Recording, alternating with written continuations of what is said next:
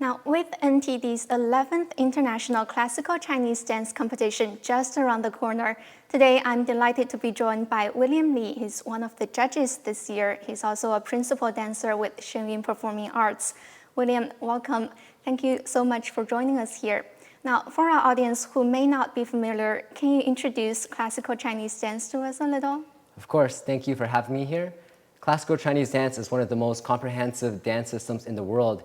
And what makes it stick out is really, it's very technical and very difficult, but the bearing aspect of it, the shen aspect of it, is really different from a lot of other dance forms. And we want to emphasize that inner spirit, the character and integrity of all of our dancers. Right, you mentioned a term called shen. I think you say it's bearing. I also saw another term called form. I think it's called shenfa. Could you introduce what those terms mean? Form, shenfa, is kind of like the structure of classical Chinese dance. So it's going to be the movement in between every single pose, the different poses and postures, how your body moves. It's very technical. And shen is the bearing. So this is where it gets really, really interesting. It's like the expression, the soul of a dancer. So every different movement that you have, for example, like just a pose, let's say 暗掌. This is just a movement. But when you add shen when you do that movement, there's an inner bearing that you have. And that is really like your communication with the audience. What are you trying to say with your dance movement? That is the shen aspect of classical Chinese dance.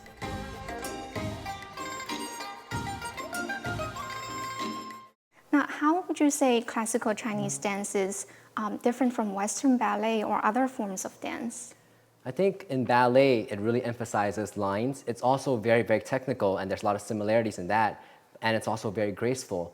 But in classical Chinese dance, it's again the bearing, and I think it's the cultural depth as well. It has 5,000 years of history, and it's really absorbed a lot of the essence of the different dynasties in Chinese history.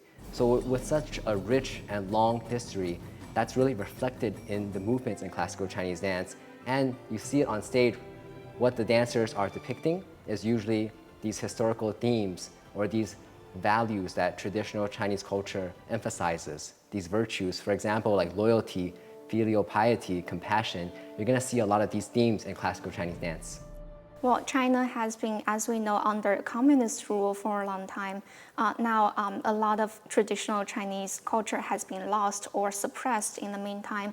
Has this dance form suffered anything like that? I think so, especially during the Cultural Revolution. That was when, under communist rule, traditional Chinese culture was being systematically destroyed. Literature, arts, temples were getting smashed, and it's being systematically destroyed. It's not just here and there. It was all planned.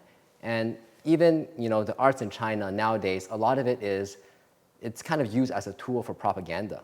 So it doesn't matter if it's dance, if it's movies, if it's any kind of media that we consume, there's an agenda behind that media, that it's being depicted in China.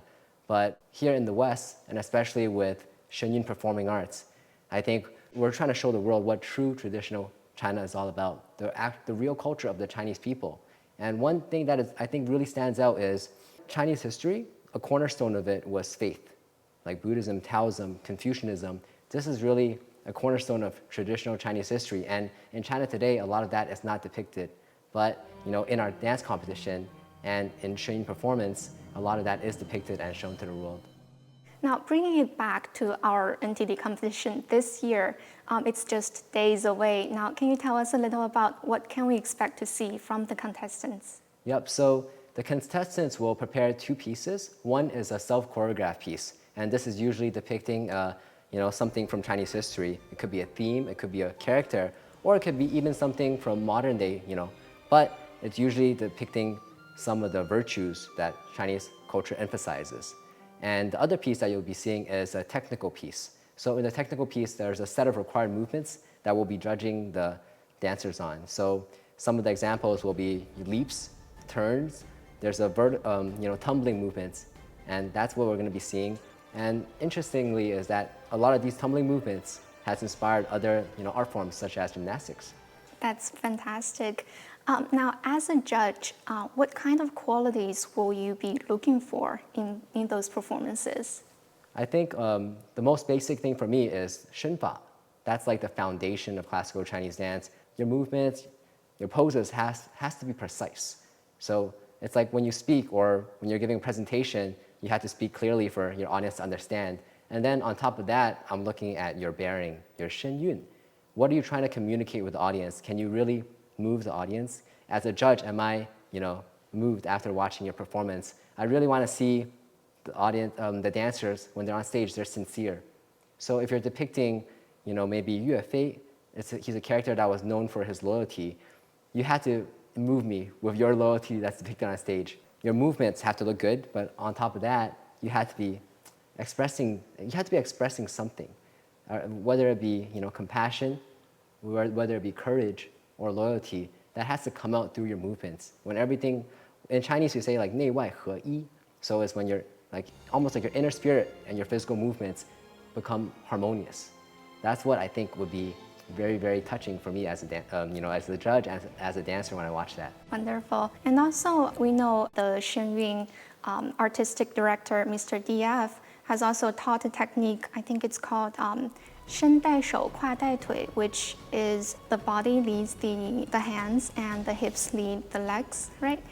So can you tell us what that is, and is that something you will also be looking for in the contestants?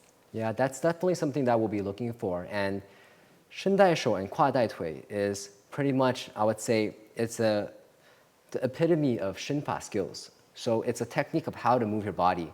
And when you're using your body to express yourself, not just your limbs to do your movements, it becomes a lot more expressive.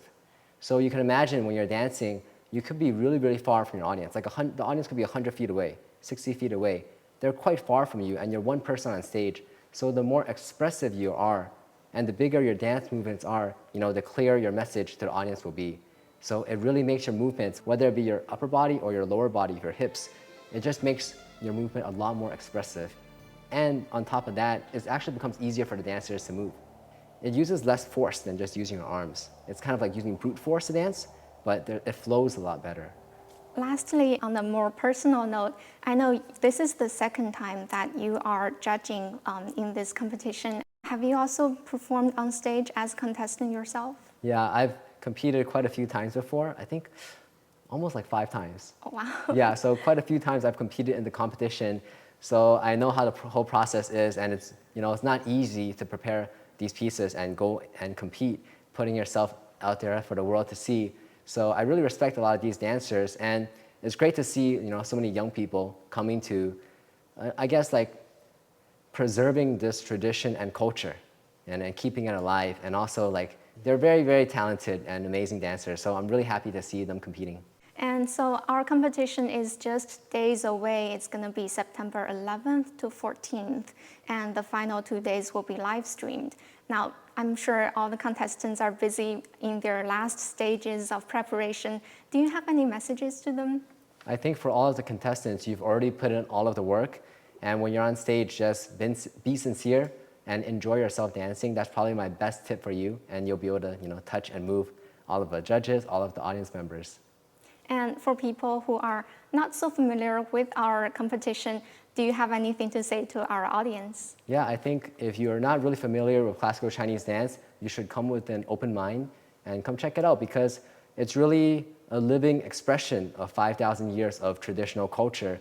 It's not like just reading a book or looking at some of the traditional paintings, but you're actually seeing these values and virtues of traditional Chinese culture live on stage. So it's definitely something worth seeing. That's wonderful. Thank you so much for having you with us. Thank you.